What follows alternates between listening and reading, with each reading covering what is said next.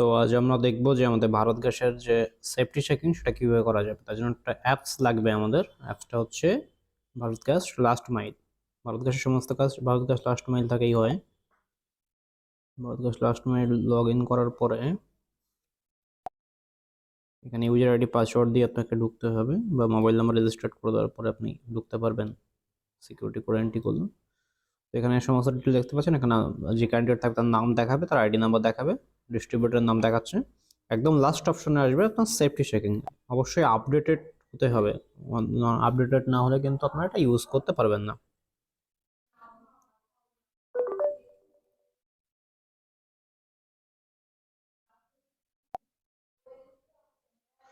সুশীল কুমার ঘোষ বলে একটা customer details এসে দেখুন, নামটা এখানে শো করবে। ফোন নাম্বার দিয়ে লগ ইন করলে বেস্ট, কারণ কনজিউমার নাম্বার অনেক সময় দেখাচ্ছে না। তো is the customer aware the 1906, মানে কাস্টমার ইমার্জেন্সি হেল্পলাইন নাম্বার জানেন কিনা সেটা যা কোশ্চেন আপনারা দেখবেন সেটা অনুযায়ী আপনাকে অ্যান্সার দিতে হবে। আমি ইয়েস করলাম। Cylinder is in upright position, মানে সোজাসুজি অবস্থায় সিলিন্ডারটি বসানো আছে কিনা, যা দেখবেন তাই করবেন।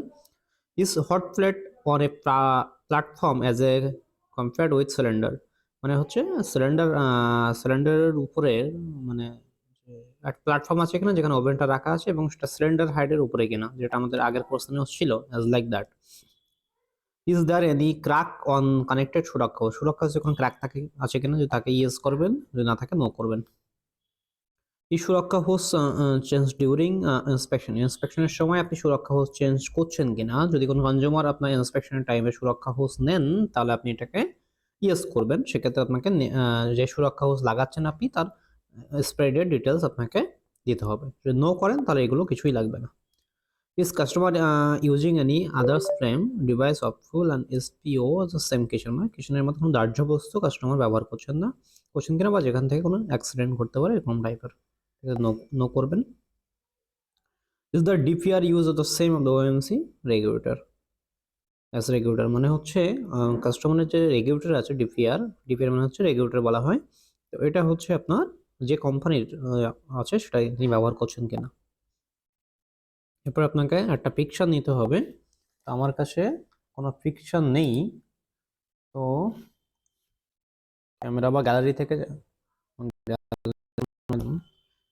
করতে পারেন, বা এখানে গ্যালারি থেকে করতে পারেন। তো গ্যালারি থেকে আমি একটা চুজ করে দেখি যদি থাকে কিছু।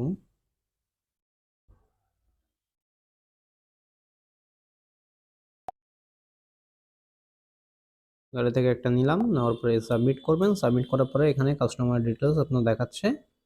হ্যাঁ,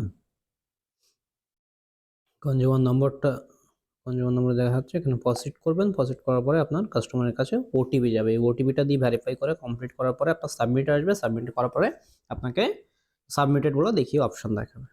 সাবমিটেড হয়ে গেল মানে হচ্ছে আপনার চেকিংটি কমপ্লিট হয়ে গেল। সাবমিট নেই তো চেকিং কমপ্লিট হবে না। ওকে, আশা করি প্রত্যেকে বুঝতে পেরেছেন।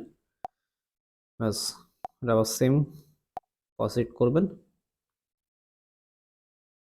আচ্ছা, একবার যদি আপনি ভুল করেন তাহলে কিন্তু সেকেন্ড টাইম আর করতে পারবেন না।